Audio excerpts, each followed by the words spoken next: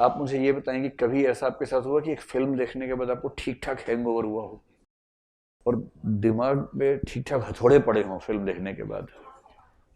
कौन सी फिल्म देख के हुआ? बागमा देख के हुआ? क्या बात है।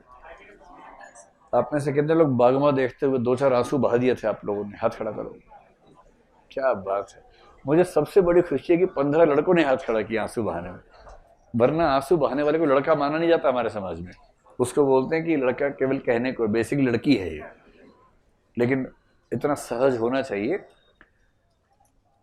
लड़का है तो क्या, आंसू तो आंसू है, उसमें क्या लड़का क्या लड़की है ना।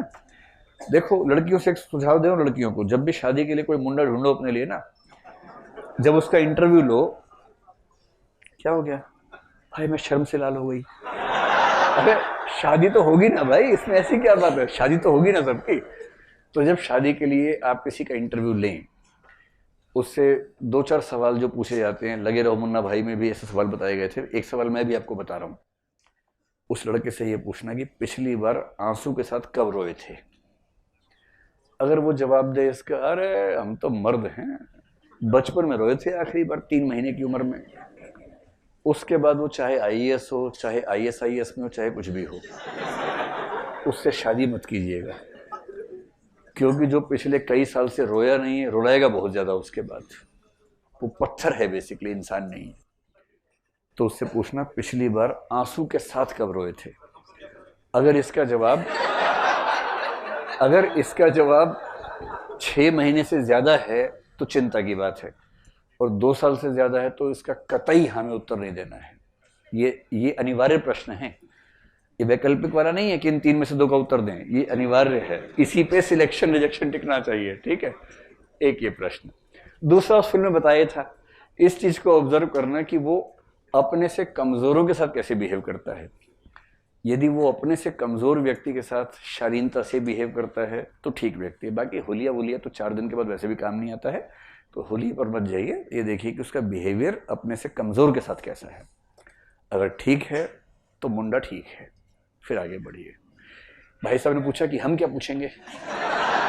वैसे अभी ऐसी नौबत आई नहीं कि लड़के पूछें। उन्हें पूछता कौन है, तो इसलिए वो पूछने का बहुत ज्यादा नहीं रहता है। पूछ रहे तो आप भी ये सब पूछ लेना, रोने का तो नहीं चलेगा वहां पर। आप कुछ और पूछ लेना यार। हाँ बोलो।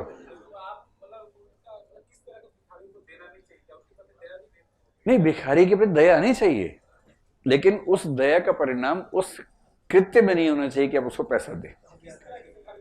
किस तरह के भिखारी को देना चाहिए? भिखारियों के 5 प्रकार होते हैं। अब आप ऐसा उत्तर चाह रहे हैं मुझसे?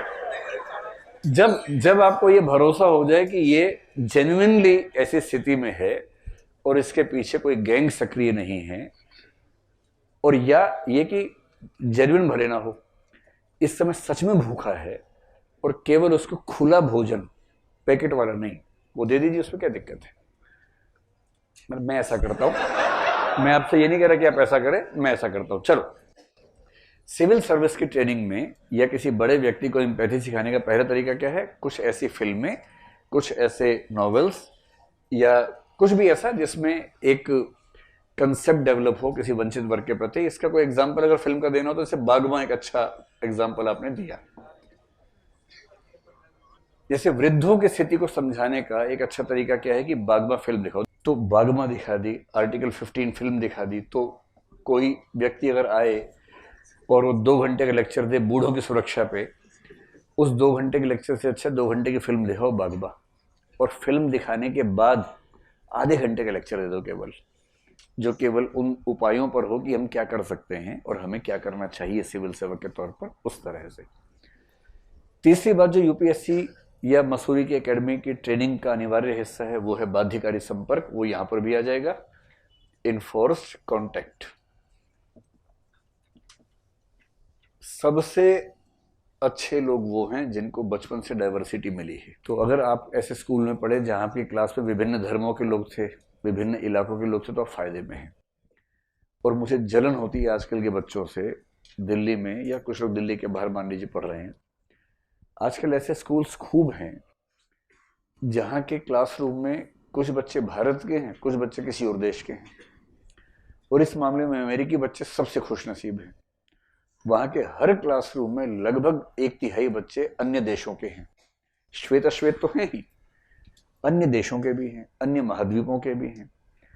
वहां का बच्चा 10वीं 12वीं करते करते दुनिया को जिस रूप में फील कर चुका होता है, हमारे बच्चे जो पढ़ते हैं किताब में, भूगोल अध्याय 6 ऑस्ट्रेलिया, ऑस्ट्रेलिया का चित्र ऐसा है, ऑस्ट्रेलिया दक्षिणी तरफ पाया जाता है।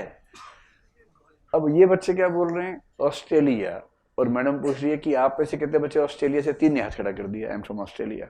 बाकी देख रहे हैं, अच्छा क्लास के बाद मिलते हैं। ऑस्ट्रेलिया समझेंगे तुमसे, कितना आसान है। वहां डाइवर्सिटी का ये स्तर है। और अमेरिका की सफलता की सबसे बड़ी शक्तियों में मेरी राय में एक शक्ति है डाइवर्सिटी, सबसे बड़ी शक्ति। वैसी डाइवर्सिटी मेरे ख्याल से दुनिया के किसी भी और देश में अभी एजुकेशन सिस्टम में नहीं आ पाई है, लेकिन जितनी आ सके उतनी बेहतर है। तो मसूरी में क्या होता है, इन फर्स्ट कॉन्टैक्ट, मैं तो दुआ करता हूं कि हरियाणा के हर व्यक्ति का रूममेट नागालैंड का ही वहां पर हो। 100 दिन वो ऐसे जीवन के यादगार दिन बनेंगे। उसके बाद क्या होगा, परसेप्शन सारे चेंज हो जाते हैं, सारे परसेप्शन चेंज हो जाएंगे। और राजस्थान का कोई है, उसके साथ कौन होना चाहिए, तमिलनाडु का होना चाहिए। और तमिलनाडु का भी ऐसा जिसको इंग्लिश ना आती हो, हिंदी ना आती हो, तमिल माध्यम से सिलेक्ट हुआ हो और ये हिंदी माध्यम से हुआ हो। उसके बाद एक फिल्म आई थी एक दूजे के लिए, ध्यान है आप लोगों को। उस फिल्म में क्या हुआ कि नायक नायिका की भाषा अलग अलग है, लेकिन प्यार हो गया है, एक बार देखा उसी में लट्टू हो गए, क्या करें। अब वो कैसे मैसेज का आदान प्रदान करे कि नायक अपने घर में, नायिका पड़ोसी घर में। एक लाइट जला रहा है, वो लाइट बुझा रही है, फिर इसने जलाई, उसने बुझाई, उसने बुझाई, इसने जलाई, तो ये संवाद हो रहा है कि हाँ बातचीत चल रही है। और माँ बाप देख रहे हैं कि क्या हो रहा है, सब light on off on off. फिर देखा उस घर में ऑन ऑफ हो रही है, तो उनको समझ में आया कि मामला गड़बड़ है। इधर नायक ने एक म्यूजिक का इंस्ट्रूमेंट बजाया ऐसे, लड़की ने एक कपड़ा पटका धोते हुए जोर से, नायक खुश हुआ, फिर बांसुरी बजाई, फिर कपड़ा पटका उसने, और ऐसे संवाद चल रहा है। तो ऐसी स्थिति मसूरी में होती है इन लोगों की, जो राजस्थान और तमिलनाडु के साथ साथ होते हैं। लेकिन 100 दिन के इनफोर्स कॉन्टैक्ट के बाद राजस्थान के व्यक्ति के लिए तमिलनाडु कोई अजनबी स्थान बचेगा, या उतना ही अपना हो जाएगा जितना बाकी राज्य अपने हैं, अपना हो जाता है। तो ये एक एम्पैथी, सेंसिटिविटी बढ़ाने का बड़ा शानदार उपाय है, जो हमारी एकेडमी करती है और बड़ों के सर पे होना भी चाहिए। अंतिम है परसुएशन। परसुएशन से भी आप किसी व्यक्ति को किसी विशेष विषय पर एम्पैथी से भरा व्यक्ति बना सकते हैं। परसुएशन कैसे होता है, परसुएशन का मतलब, जैसे मान लीजिए कि मसूरी एकेडमी आपको चाहे कि आप एम्पैथाइज करें बच्चों की स्थिति के साथ, तो परसुएशन का एक तरीका तो है कि तारे जमीन पे दिखा दें, समझ में आ गया। लेकिन यदि कोई अच्छा स्पीकर है, मान लीजिए उसके पास तथ्य हैं, आंकड़े हैं, कुछ स्लाइड्स हैं, इमेजेस हैं, कुछ फिल्म के क्लिप्स हैं, और उसको 2 घंटे का समय मिल जाए आपके सामने मंच पे खड़े होकर आपसे बात करने का, अच्छा स्पीकर हो, परसुएडर अच्छा हो, क्या मैं ये दावा कर सकता हूं कि वो 2 घंटे में आपकी समानुभूति किसी न किसी मात्रा में उस वर्ग के प्रति पैदा कर ही देगा जिसके बारे में आपने कभी उस तरह से सोचा नहीं था, पहले कर देगा। तो परसुएशन बस एक बात है, परसुएशन लगातार चाहिए होता है। एक बार हुआ, एक इंटरवल के बाद फिर से हो जाए, फिर इंटरवल के बाद फिर से हो जाए। एक ही बार का परसुएशन बहुत दूर तक काम नहीं करता है, उसमें रिपीट इफेक्ट की जरूरत पड़ती है। अंतिम एक चीज है जो उस समय बताई थी परसुएशन के आसपास, वो थी रोल प्लेइंग।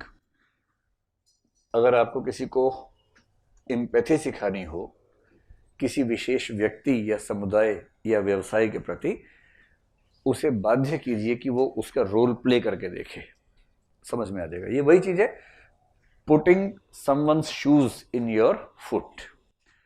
दूसरों के जूते अपने पैर में पहनोगे ना, तब समझ में आएगा कि उन जूतों के अंदर कांटे कितने गहरे थे, तब समझ में आता है।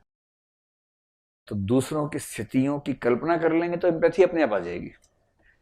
यदि हम खुद कल्पना नहीं कर पा रहे तो ऐसी स्थितियां हमारे साथ बनाई जाए ट्रेनिंग में कि हमें दूसरों की स्थितियों में रहना पड़े। मैंने इसका एग्जाम्पल क्या दिया था, जिन बच्चों को लगता है कि हमारी माता कुछ काम नहीं करती है, सारा काम बाप ही करता है, केवल एक दिन के लिए क्या करना है, माँ की जिंदगी जी के देख लेनी है, जी के देखिए, एक ही दिन में नानी याद आ जाएगी माँ की जिंदगी जीने में।